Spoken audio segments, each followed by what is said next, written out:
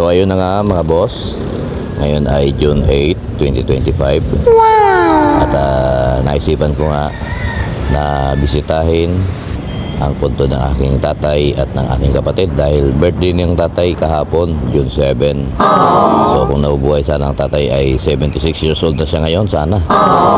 So ano kayang itsura ng tatay? Sino kaya mas gwapo sa amin ano? So, ito nga, nasa biyahe na tayo boss at maya maya ay dumating na nga ako rito sa sementeryo kung saan nandito ang aking mahal na tatay at ang aking mahal na kuya. Ito to mga boss, malabot lang naman. Medyo napapaganta pa nga tayo dyan mga boss, diba?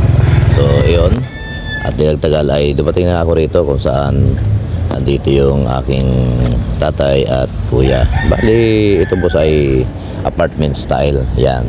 So yung nasa baba, yan ang aking tatay at kuya. Diyan na pinagsama na sila. At may inayos pa nga ako dito sa natanggal dahil siguro sa panay ulan. Saka medyo matagal na rin.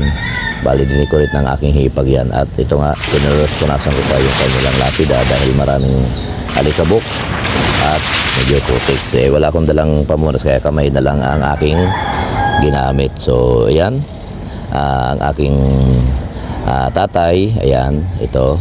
Bali birthday niya kahapon at sa kabila naman ay ang aking kuya. Marami nga ritong mga manok boss, naririnig nyo naman yata na tagitalaokan, diba?